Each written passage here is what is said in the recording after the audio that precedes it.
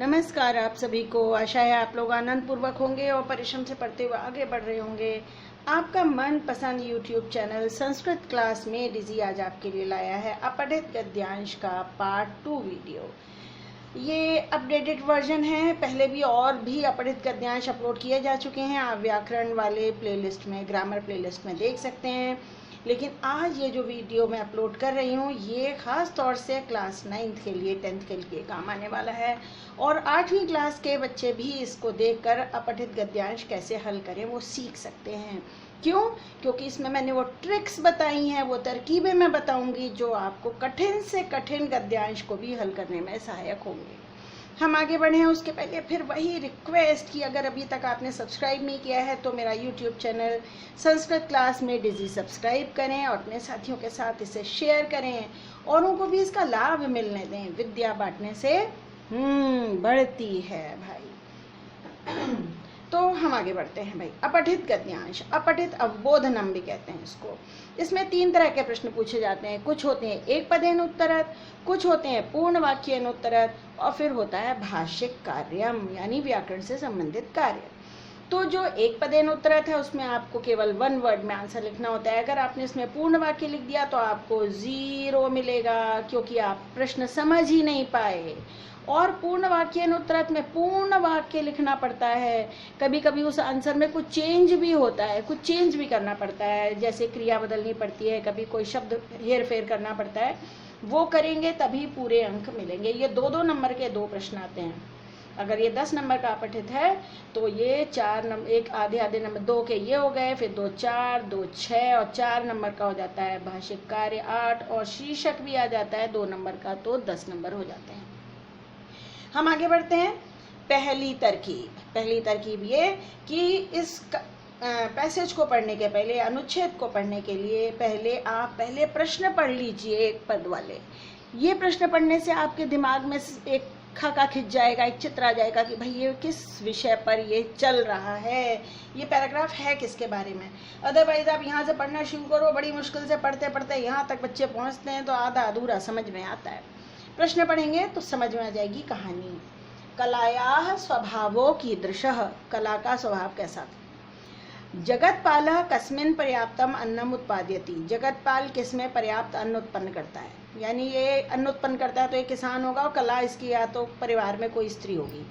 जगत्पालस्य कति तनयः अस्ति, कितने पुत्र। अच्छा, तो जगतपाल का बेटा भी है। का यथेप्सितम दुग्धम ददाति, कौन इच्छा अनुसार दूध देती थी, जितना चाहिए उतना दूध देती थी, तो गाय होगी भाई उसके पास। जगतपालस्य धेनु कीदृशी अस्ति, जगतपाल की गाय कैसी थी। हाँ भाई, गाय के बारे में आ गया, ये कैसी थी, बहुत सारा दूध देती थी। जगतपालः कुत्र वसति, जगतपाल कहाँ रहता है, यानी कोई गांव शहर होगा। तो जैसे ही हमने प्रश्न पढ़े तो हमें समझ में आ गया भाई जगतपाल के बारे में बात हो रही है। तो अब पैराग्राफ पढ़ते हैं। एकस्मिन् ग्रामे जगतपालो नाम एक सज्जनः वसति। ओके, ये देखिए आंसर मिल गया। जगतपाल कहाँ रहता है, जहाँ क्रिया होती है वहीं आंसर होता है ना। ट्रिक नंबर 2, पहला तो ये था कि भाई प्रश्न पढ़ो।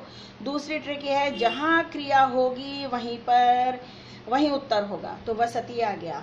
तो कहाँ रहता था, आप पूरा लिखेंगे। एकस्मिन् ग्रामे जगतपाला नाम एका सज्जना वसति। आप लिखेंगे जगतपाला एकस्मिन् ग्रामे वसति, पुत्र की जगह खाली ये शब्द लिखेंगे।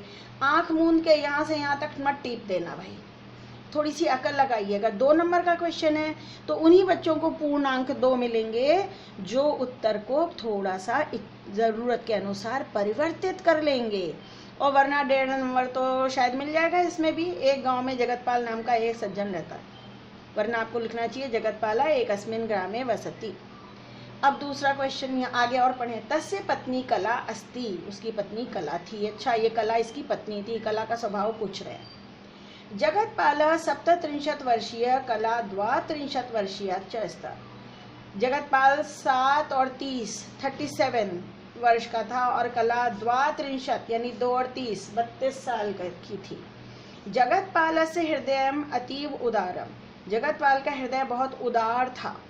कलाया स्वभाव च अतीव मधुर विद्यते। आ गया देखो, स्वभाव, जहाँ शब्द होते हैं प्रश्न के वहीं उत्तर होते हैं।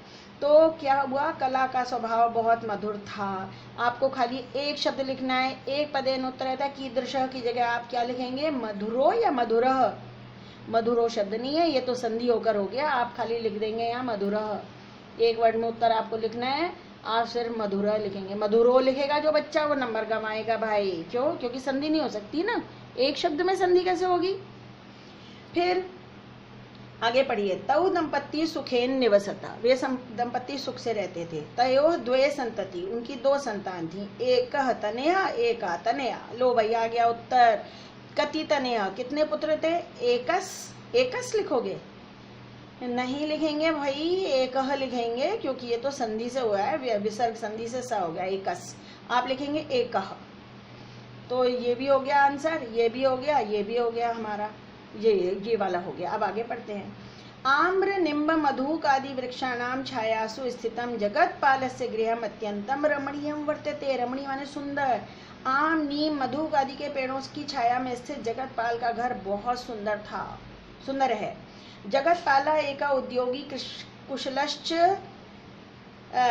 कृषकः। जगतपाल एक उद्योगी यानी परिश्रमी और कुशल किसान है। सह सर्वदा कृषि कर्मणि संलग्नः, वह हमेशा खेती के काम में लगा हुआ अपने कर्तव्य का पालन करता है। सह परिश्रमं कृत्वा स्वक्षेत्रे पर्याप्तम अन्नम शाकम फलम च उत्पादयति। ये कहीं क्वेश्चन आ गया, ये उत्पादयति, देखो क्रिया मिल गई आपको। क्वेश्चन यही था, कस्मिन, किसमें अन्न उत्पन्न करता है। अन्न कहाँ पैदा होता है भाई, घर के अंदर है, कहाँ होता है, पर्याय। देखो पर्याप्तम के पहले क्षेत्र ही है, पर्याप्तम के पहले तो कस्मिन का आप लिख देंगे स्वक्षेत्रे। एक शब्द में उत्तर लिखना है, बहुत आसान है, स्वक्षेत्रे लिख दीजिए, अपने क्षेत्र में पैदा करता था। हाँ, शाकम फलम च उत्पादयति। तस्य गृहे एका श्वेत वर्णा धेनु वर्तते, एक सफेद रंग की गाय थी। ओके, ये क्वेश्चन पूछा है गाय कैसी थी, तो क्या उत्तर आएगा, एका श्वेत वर्णा धेनु। तो जगतपालस्य धेनु श्वेत वर्णा अस्ति। श्वेत वर्णा कीदृशी की जगह एक वर्ड आएगा, बाकी पूर्ण वाक्य बन जाएगा। जगतपालस्य धेनु श्वेत वर्णा अस्ति। समझ रहे हैं ना आप लोग।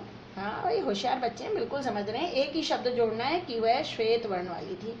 कीदृशी विशेषण के लिए आता है, तो ये विशेषण है, इससे प्रश्न बन जाएगा। अब आगे पढ़िए। धेनु सा यथेप्सितम दुग्धम ददाति, वह यथेप्सित दूध देती थी। तो कौन यथेप्सित दूध देती थी भाई, हाँ धेनु। तो बस इसकी जगह एक वर्ड आएगा धेनु, वन वर्ड आंसर है ना, तो धेनु। देखा आपने, मेरी तरकीब काम कर गई ना। पहले क्वेश्चन पढ़े, फिर आंसर पढ़े, अब फिर पैराग्राफ पढ़ा, तो पढ़ते पढ़ते हमको आंसर मिलते चले गए। तो ये तो सारे हो गए, 1 2 3 4, ये भी हो गया श्वेत वर्णा, ये भी हो गया एकस्मिन् ग्रामे। अब आ जाएगा ये भाष्य कार्य पर। तनया पदस्य स्त्रीलिंगे किम पदम, तनय का स्त्रीलिंग पद क्या है, ये रहा भाई, ये का तनया। तो यहाँ आप लिख देंगे तनया, बस एक शब्द में आंसर लिखना है, तनया, एक आंसर आ जाएगा। सह परिश्रमं कृत्वा, यहाँ सह पदम कस्मयी प्रयुक्तम। जब भी कस्मयी प्रश्न पूछा जाए तो उत्तर चतुर्थी विभक्ति में लिखना भाई। वह परिश्रम करके, यहाँ वह पद किसके लिए आया, किसके लिए आया, गाय के लिए, कला के लिए या जगतपाल के लिए। हाँ जी, जगतपाल के लिए आया है, तो आप आंसर लिखेंगे जगतपालाय। चतुर्थी विभक्ति में आंसर होगा जगतपालाय। दिख रहा है ना, मैंने बड़ा बड़ा लिख दिया, जगतपालाय, जगतपालाय, चतुर्थी विभक्ति में जगतपालाय। यथेप्सितम दुग्धम, जितनी चाहो उतना दूध।